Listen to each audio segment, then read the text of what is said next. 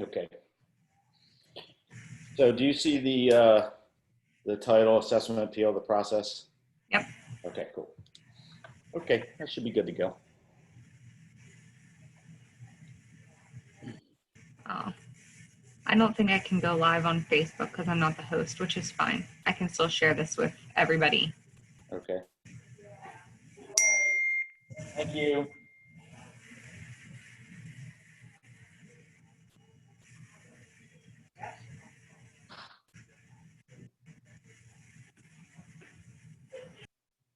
How do I get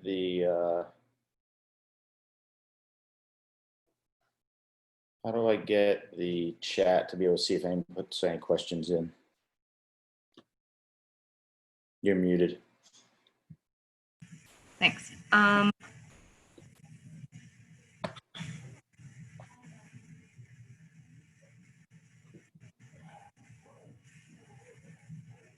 can stay on, and if there's any questions, I can interrupt. There it is. Okay. Okay.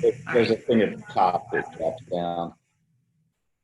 Doesn't see the chat thing though. Yeah, if you want to do you mind just staying on and just if you see questions, just interrupt me. Yeah. Okay.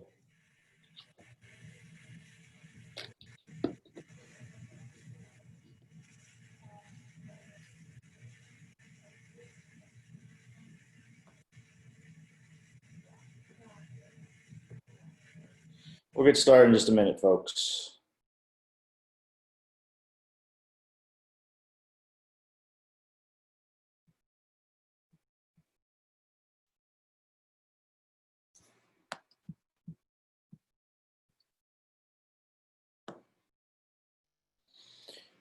All right, well, it's 1 o'clock.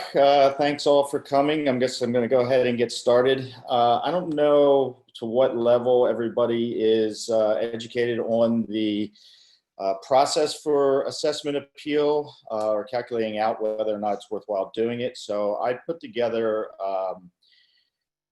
kind of a very, very basic version of the overall. So if this is too basic, hang in there with me, but I think it's kind of good to set the foundation. So go ahead and get started. Assessment appeal, the process. How do I get to the next? Okay.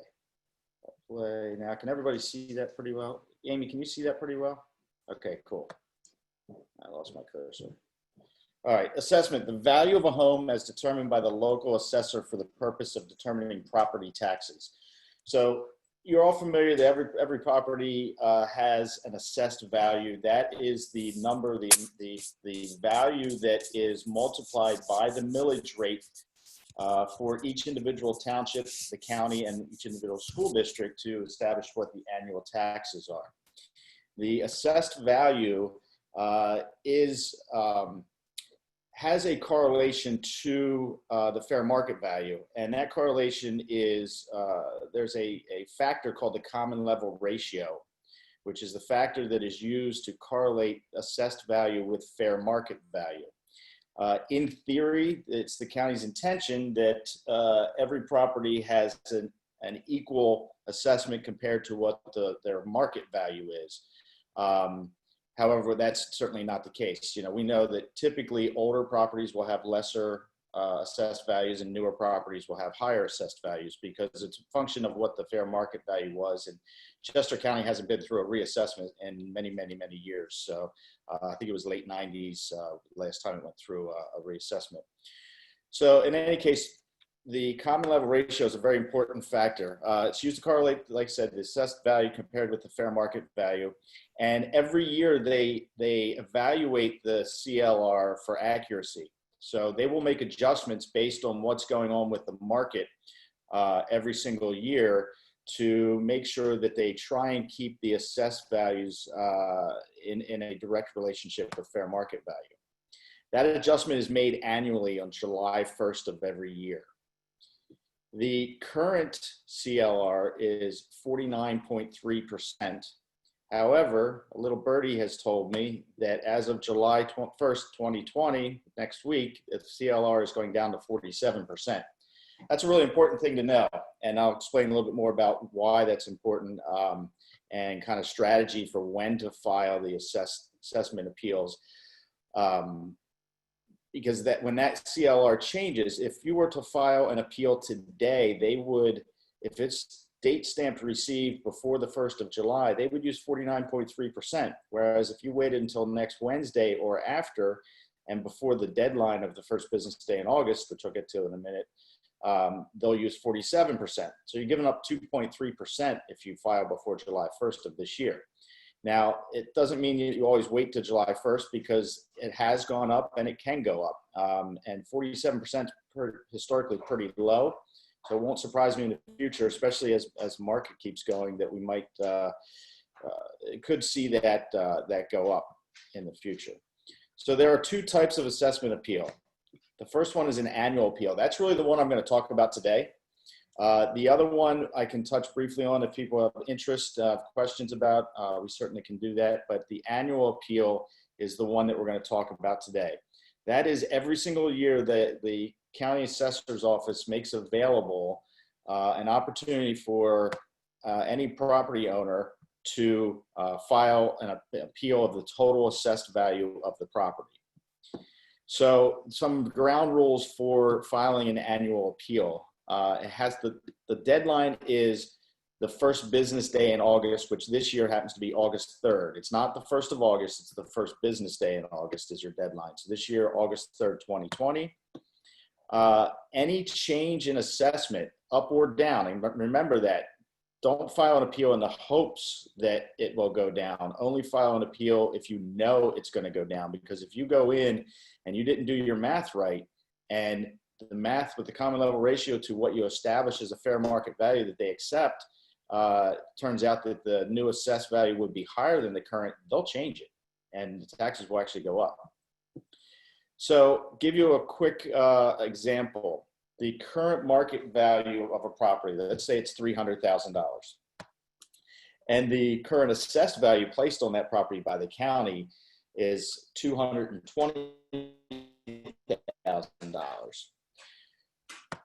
To figure out what the potential new assessment could be, you would take the market value of $300,000, multiply it by the CLR, the common level ratio, which is going to 47% July 1st, and that results in a potential assessment value of $141. Obviously, that's a lot lower than the current assessed value, so this is an exaggerated example to show you why it would make sense to file an appeal. So to determine what the savings were going to be, you would take the new potential assessment value, which you would get after filing the appeal, divided by the current assessment, so you can see how much of a reduction it is. You'll see that's only 64% of the actual current assessed value.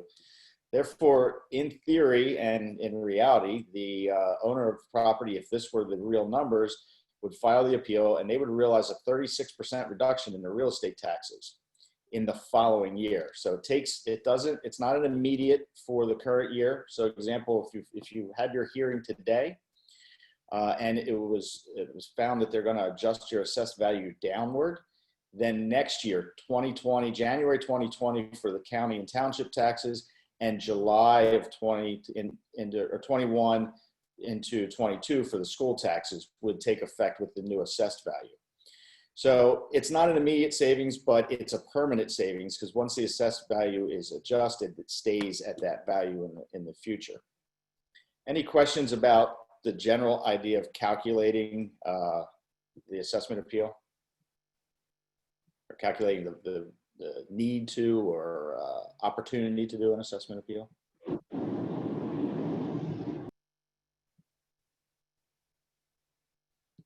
All good? Okay.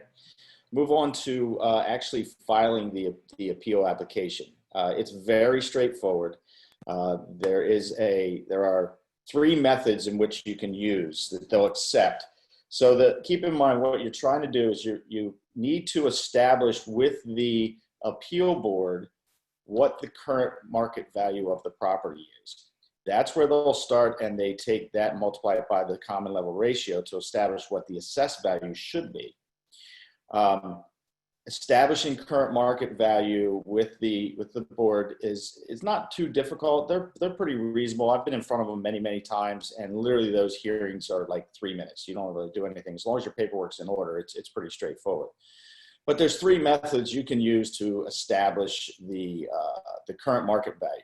One is to have the client, have them get a certified appraisal completed. That appraisal has to be completed and dated within 12 months of filing the appeal. So you couldn't, if they had an appraisal done 5 years ago in a different market, you couldn't use that appraisal. You would have to use an appraisal that is within 12 months of filing the actual appeal. The other way, and this is the way that I do most of our appeals, is using the settlement sheet, the alter the HUD-1. So one thing one good exercise that we do for all of our clients, and something I encourage everybody to do, is anytime you sell a house to a buyer specifically, and or if it's one of your listings and you see an opportunity that wasn't taken before to do an appeal, you could potentially pick up if that becomes an orphaned client after the fact, you might pick them up. But if all your buyers, you should be looking at what the assessed value is of their house as a function of what they paid for the house. So it's a very simple process. You multiply what they paid for the house by the current common level ratio, which in this case is 47%. If that number that you come up with is lower than what the current assessed value is, then you should encourage them to file an appeal. What I do, or we do, is we actually file it for them. We fill out all the paperwork. We have them give us the check for the $25 that it costs. If you have a HUD-1 statement or a settlement sheet from within 12 months of the time that you're going to file, then that is all you need to establish the current market value. The assessment board will take that. There is no need to get another appraisal done. There's no need to bring in any comps. You simply need to have a photograph of the front and the back of the house, current photograph of the front and back of the house, show that it exists, and the settlement sheet and the $25 fee. And you can guarantee you're going to save your folks money. I got one that I'm going to file. Well, we got several we're going to file, but one in particular I'm going to file for a client that bought an $812,000 house this past year with us. And actually, when we file, we're going to bring their assessed value down by like 28%. It's going to save them like almost $4,000 a year in their real estate taxes. So, obviously it's an added bonus. It's a higher level of service, and it's something that, they're certainly going to sit at dinner and talk about how their real estate agent and I helped them get in a great house, but also saved them almost $4,000 a year in the real estate taxes. So client for life at that point. The third way is to use comparable sale data. Now, to be honest with you, I'm not a big fan of this because it leaves a lot open for interpretation. It puts the board the assessment board in a position where they have to interpret the data of the comps. And they are very driven by square footage numbers is one of the big dollars per square foot for similar comps, and making sure they're within a range that is acceptable in establishing the value. It's just a lot more interpretation of all the, I don't know, 40 or 50 appeals that I've done for folks over the years. I've only done one with comparable sale data, and believe it or not, it was our own house. And I did it kind of just to test it to see if, what that process looked like, because I can take a settlement statement and pretty much guarantee with, relative certainty exactly how much we're going to be able to save somebody if we file an appeal for them.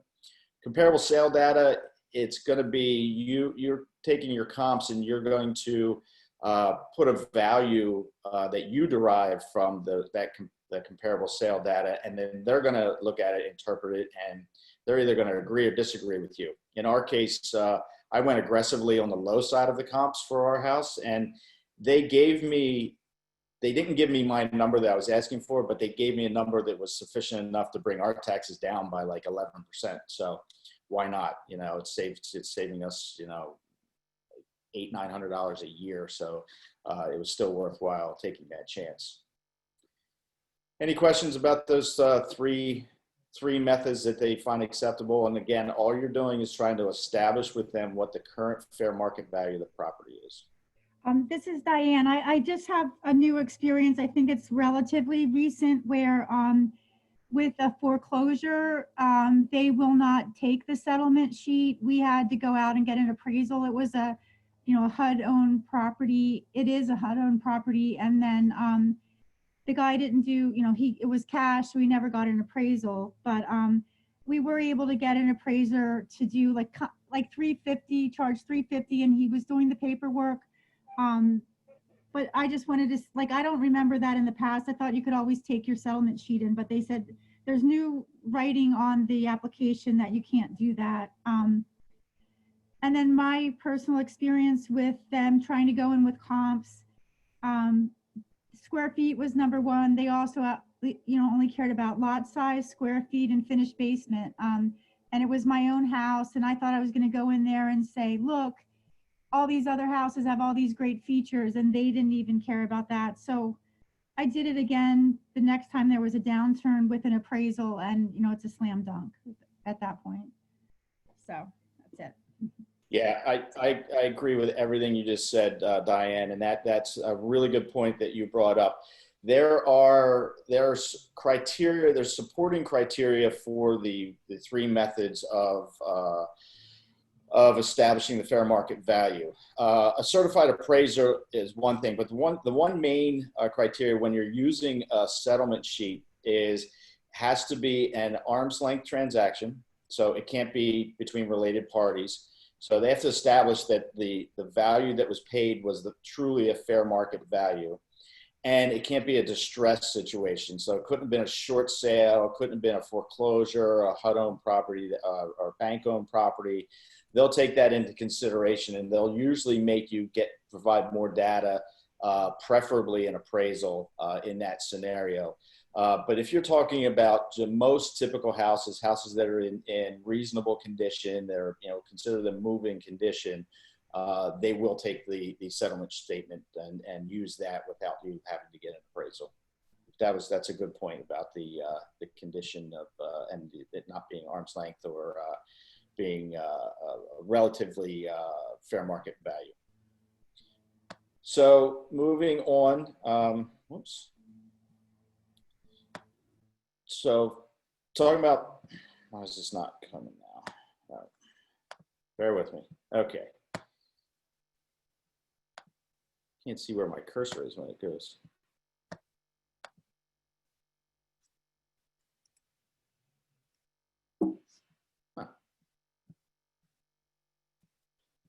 Okay, so in filing the appeal, that process is, and I'm going to have Lisa set this up. This is just, you're looking right now at my.loop. I created a template out of the appeal application. So I'm going to have Lisa add this to the office template so everybody can access this form. But it's very straightforward. It's really a one page. Actually, they've added another step to it. There's a second page to it now because of COVID-19, they're making an adjustment I'll get to in a minute about the actual hearings where there's an opportunity not to even have a hearing. So at the very top here, you'll see they're asking, is this an annual appeal or an interim appeal? And just to touch briefly, since we're doing really good on time here, I'm kind of blowing through. We're still seeing your file the appeal application. You're not seeing my dot loop? Okay. No. Hey, AIM.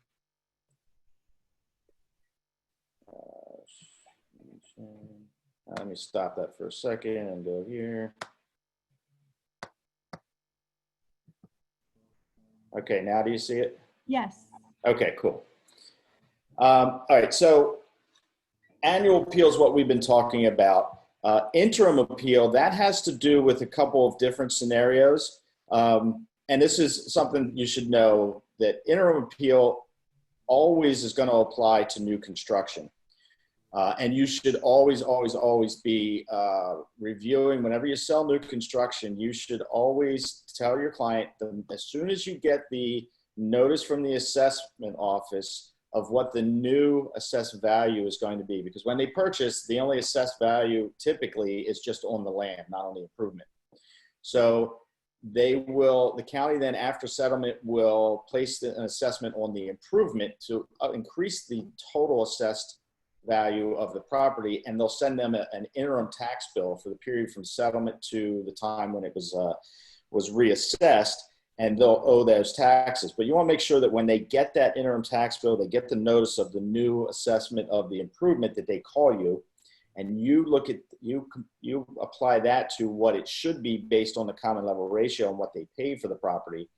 And they have 40 days from the time that they received that, or from the time of the mailing of that assessment change notice, to file an interim appeal. Same process. You're going to go in if they bought new construction at $500,000 and the new assessed value is now $400,000. It's way more than what that's an exaggeration, but that's way more than what it should be, since it should be roughly half, or 47%. So you would clearly guide them in doing an interim appeal in that scenario. Interim appeals will also apply when anytime there's a change in the assessment. Changes in an assessment are triggered typically by two things. One, a countywide reassessment, which hasn't happened in a while. I don't know any plans to do one. The other is if you make changes to the house. You go in for a building permit. Every township sends copies of building permits where you are adding on to the improvement, meaning you are finishing a basement, you are putting an addition on. We got a reassessment assessment change when we put a bigger deck on our house.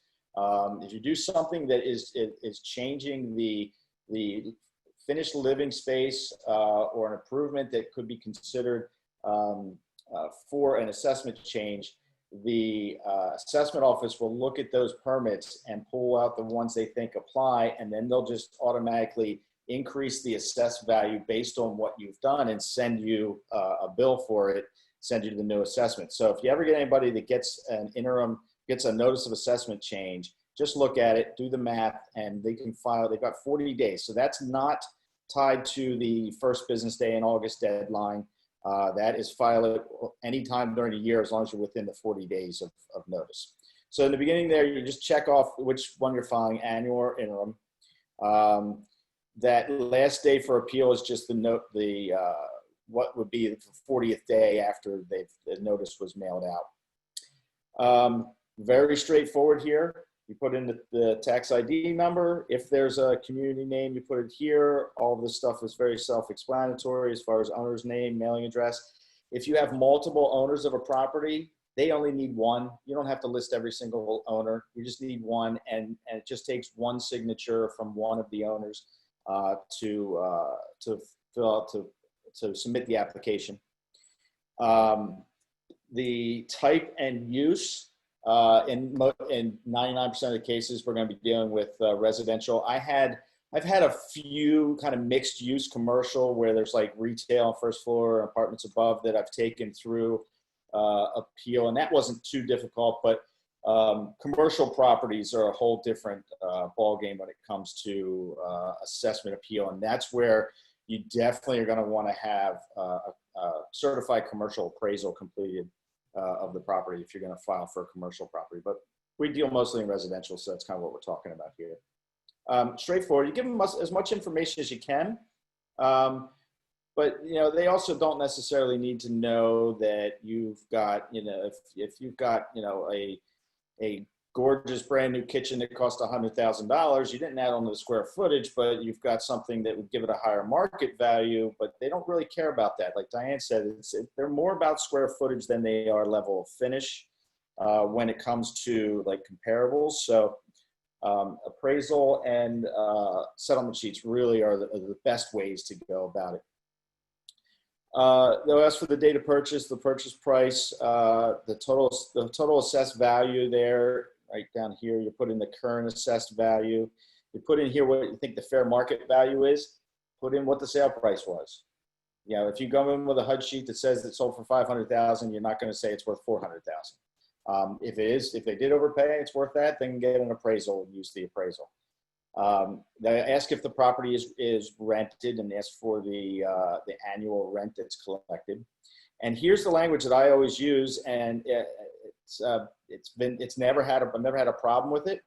It's just very straightforward. They're asking for the reason why you're making the appeal, and I just simply put the common level ratio value is lower than the assessed value. So basically, once you calculate the common level ratio value, if that's coming out lower than the assessed value, that's all they really, it's kind of a rubber stamp. That's all they really need to know, and they need to be able to calculate out and prove. And as long as you did your math right and they confirm it, they'll approve the assessment appeal. If you had made changes, they're going to ask you about them here. My advice in this section would be disclose any changes that may have been made that warranted a permit and would have could potentially trigger a change in the assessed value because of adding square footage. But you don't need to go into great detail here if they put new flooring in and painted and changed light fixtures and that kind of stuff. That's really irrelevant. They really are looking for, is there anything that you've done that needed a permit that would have increased square footage is their biggest thing, or done something to increase fair market value from a larger standpoint, not a, we all know that a house that has stained and dirty carpets in it is not going to sell for as much. On this market, it probably will. But typically, if it's cosmetically not as nice, they won't sell as much as one that's all done up. But that's kind of irrelevant in this scenario. They don't really worry too much about that. They want to know contact information, so forth. You have an opportunity here to put in dates. And this was more relevant prior to COVID, because you're going to see here in a minute, and I'll kind of come back to this page, but I found this really interesting, that this is new for this year. They are giving everybody an option to waive the hearing. Now, my experience has been that the only time I had to make any kind of comment or any kind of defense on anything was that one time that I used comps, because they just had questions and we kind of went back and forth for a little bit. Every other time I'm just there because they required someone, there was always a requirement that someone showed up. If no one shows up, they won't even hear your case in the past.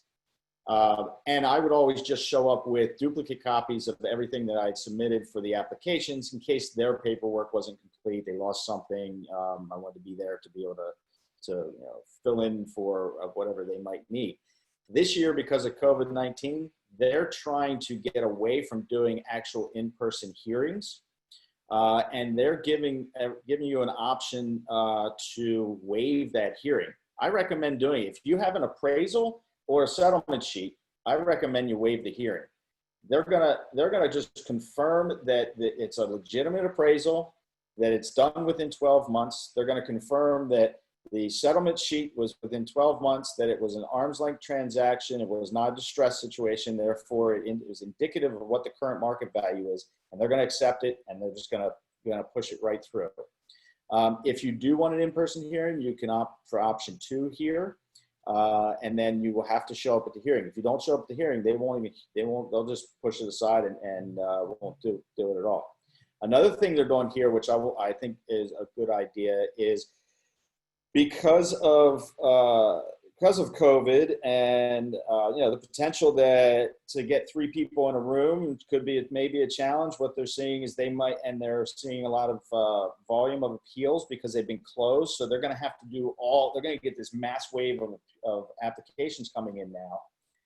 They're talking about being able to split this up and just saying, okay, for these 500, they go to this one person on the board. These 500 go to this next person, and they have to go through them all, confirm it, and then they just get the other 2 to sign off on it. So it really is kind of coming down to one person. If you opt in for this, it's a test run that they're trying to do that allows that one of them to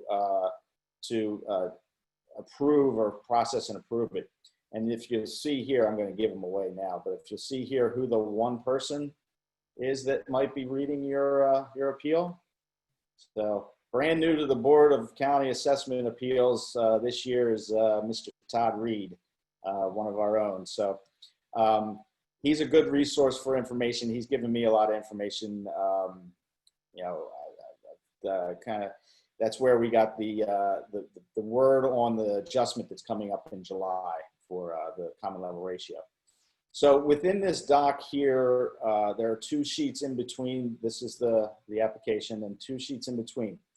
These 2 have all the information that you need about filing the appeal. So this just reiterates pretty much everything I outlined here today. It defines what the difference is between an annual appeal and interim appeal. It talks about the schedules of when the hearings are. And the hearings, keep in mind, the way they typically run, now that they're not doing it, it's going to be different. But in the past, the way it happened is they'll you file your application, and then it just depends how many they have, and they start processing through them, and then they give you notice on when the hearing's going to be, and they just start basically staggered. So the later in the year, the later up until that first business day of August time that you file, the later that hearing's going to be. It could be, September, October, November until they get to it if you file right near the end of July. Another thing to keep in mind too, what I usually do or like to do is whenever every year I have a whole group of clients that we want to file appeals for. I try to gather I get all their applications filled out. I send it through .loop, have them sign it, so I can just print it out. I have them drop off a check at the office for the $25 made out to Chester County Treasurer. And then I walk them all into the assessor's office in Westchester at the same time and have them all date, time stamp received, right after each other. Because what that does then is that keeps them in order. And I find that my hearing dates were always, oftentimes I'd have, on Tuesday, September 15th, I would have like 9:45, 9:50, 9:55, 10 o'clock. I would just sit in the room and go through like 4 or 5 in a row and then literally it's like 2 to 3 minutes that you're in there for each one. Rather than if you just randomly file them, now you're going to be running around. If you're doing, a dozen of these for clients, you could have a dozen different days you got to go in there. Last year, I think we did 14 of them, and I was only in there 2 days and got them all done in those 2 days. So that's just a little hint, a little trick that if you're doing a lot of them, it's a smart move. Talks about the hearing procedures here, what you should expect there. Now they have a lot of these every single year, so you got to stick to their schedule. They won't guarantee that if you need to change the schedule that they can do it. This is information about what you should bring, what you'll need, processing fees and so forth. It's $25 straightforward standard residential. If you're seeking the 319 or 515, which is kind of a whole other subject, there's a lot of other paperwork that goes with that. It's a little higher fee, but we're just talking about a straightforward annual assessment appeal here for $25.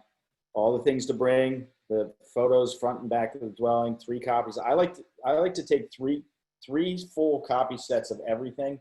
I submit 3 full copy sets when I put the application in, 1 for each of the people on the board. But I always take 3 extras as backup in case for some reason all 3 of them lost it. I want to be able to just here you go, and make it easy for them to finish it up. So that is the general outline of the process. I'm going to open it up to any questions now. Kobe, yeah, I have, because when you say I go there, it's my understanding that a homeowner or a lawyer has to be there, that you cannot do it for them. Is that correct? It used to be that way, but several years ago, they made it so, that's a good point. I'll bring that up. I'm glad you brought that up. It used to be an attorney. It no longer is. It can be anybody that the owner designates. So I just have a simple form that says, I have a space for their name, hereby designate Colby Martin Keller Williams Real Estate as my representative to handle my affairs at the appeal hearing. And I give them a copy of that, and they accept it every time. Okay, thanks. And now that you don't have to go to the hearing, that's going to save a lot of time and in the process. Hey, Colby. Yes. I'm Meany. I got 2 questions, one of which I jumped on a little late, so I don't know if you had touched on it, but I do a lot of my business in Montgomery County, which if I Google, it doesn't have the percentage, it has the factor for the common ratio. So it's like 1 point something? Well, in Montgomery County, it's 2.03. So I know that I would, So that's it- 40. That's going to be 47%. So you divide the property value by 2.03 rather than multiplying by the okay, 0.47. yeah. Well, basically what I was doing, it's kind of just a different way to get to the same result, where I would go to the assessed value and multiply that by 2.03. And if that number was higher than what the sale price might have been within the last year, then I know it's high. Correct. But the second question I had for you is like, I know you had mentioned 11% savings that you were, is there a certain number where you wouldn't even recommend to the client to appeal? Like if they're only going to save 3 or 4% per year, do you say like, yeah, it's not worth it, or it's too close? I guess is because I know you say that, you know, if they have an Alta or an appraisal done within the last year, is it almost 100% that they would win that appeal, or are they running the risk of not winning that appeal? The only way that they would not get the number that they expect to get based on the value that the settlement sheet established or the appraisal established is if you have a scenario like Diane brought up earlier, where it was a distress situation, like it was a short sale or a foreclosure, and that the value that of the property established by that appraisal or the settlement sheet is reflective of an under market value because of the distress. So as long as you're confident in the market value that you're establishing with your documentation, like a settlement sheet, then it's a no-brainer. And my feeling is that if you have a settlement sheet that establishes that and you're confident that's the fair market value, for $25, if I could save $100 a year, why not? Because it's going to be year in and year out. You know, so it's not necessarily you know, if it's going to be a difference of $50, well, maybe is it worth the time or not worth the time? But in most cases, it's going to be hundreds of dollars on the minimum per year. So I think that's certainly worth it. Right. Okay. Thanks.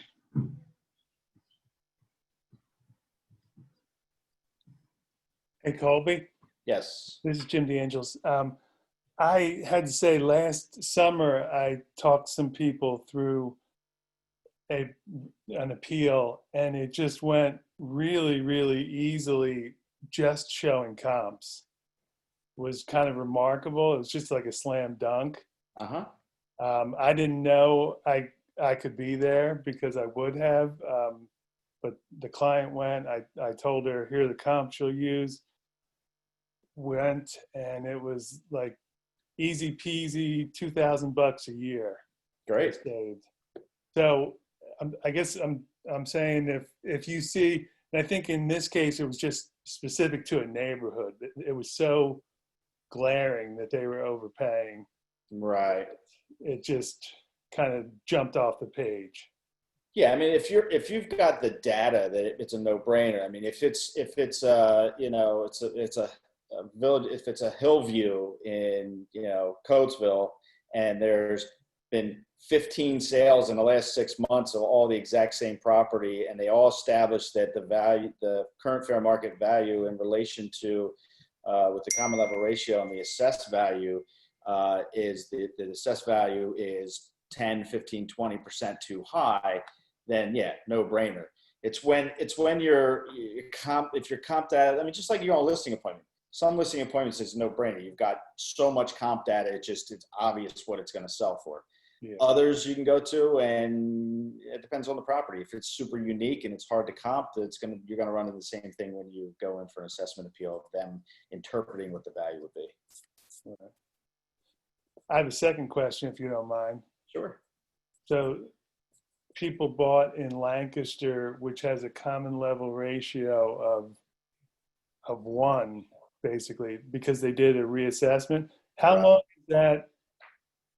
does that process take to where it actually becomes an issue again, would you say? Well, Delaware County's going through theirs right now. Right. And so I'm just kind of wondering, you know, do you put it to bed for 5 years after an reassessment or something, or? I would watch. I like to watch it every single year. I always try and stay in tune with what's going on with the common level ratio. And keep in mind, it's all a function of market. You know, what we've experienced over the past 10 years here is nothing but a growing market. And right now, it's the curve is like this. It's not like this anymore. But for those of you who've been selling real estate for a minute and were around in the 2007 to 2009 time frame, we saw this beforehand, and then we saw this. So if for example, if all of a sudden tomorrow the faucet turned off in Lancaster County and their values dropped by 10-20%, and their CLR is a 1, and it was based on what they had paid for it, 4 years ago. If their value then is less than what they had paid for it, go file the appeal.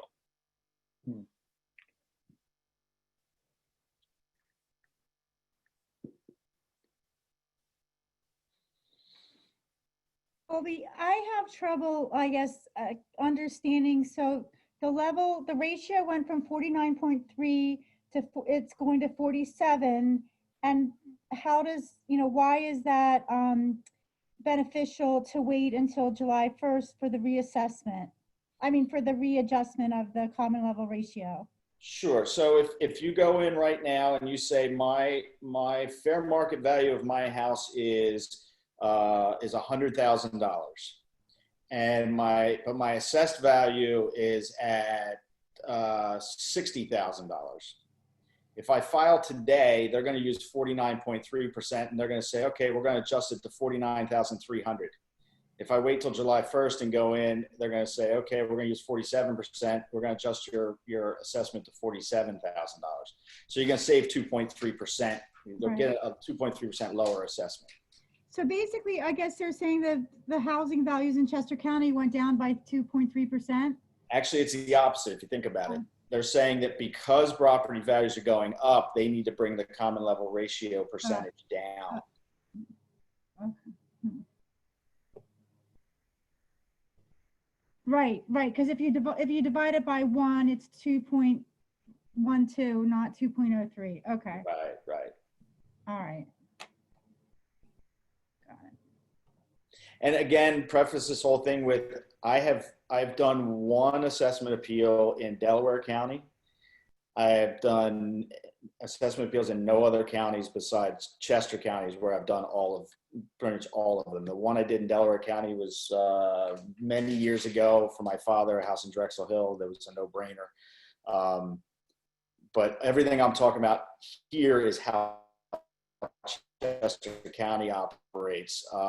I'm sure there's nuances to every, like Montgomery County and Lancaster and Berks and all the other surrounding counties. I'm sure there's nuances to those. But I'm sure it wouldn't be hard to figure out, just go onto their websites and read up on their process. But Chester County is really pretty straightforward.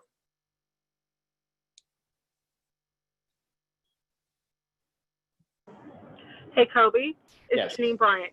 Quick question. So if there's a buyer, we have an agreement of sale. We've asked the seller if they would appeal the taxes before the agreement of sale because it would be too late for the buyer after the agreement of sale. It would be like after August 3rd for this year. So they say no. Can the buyer do everything in attached agreement of sale and do that even though they don't own it yet? Will they count that?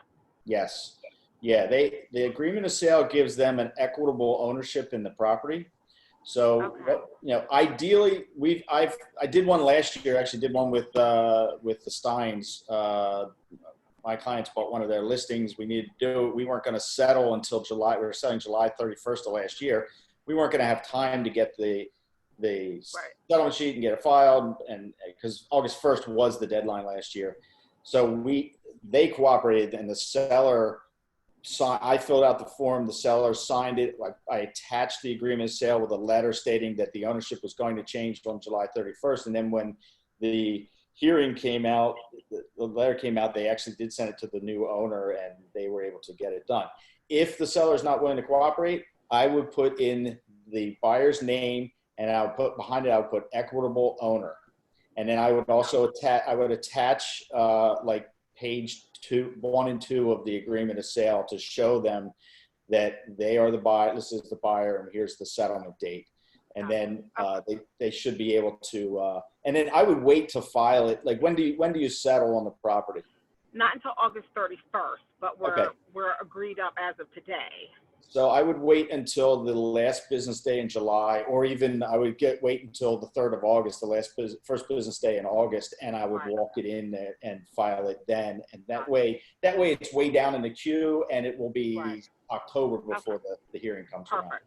All right. Thank you. So helpful. Sure.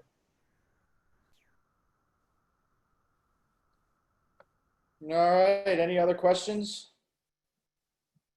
I hope everybody found that helpful. Like I said, I'm going to have Lisa put that template into .loop so that everybody can access it. And certainly if you have questions about this process in the future, I'm always available. Thanks, Colby. Thanks, Very Colby. helpful. You're welcome. Thank you. Thank you. Thank you.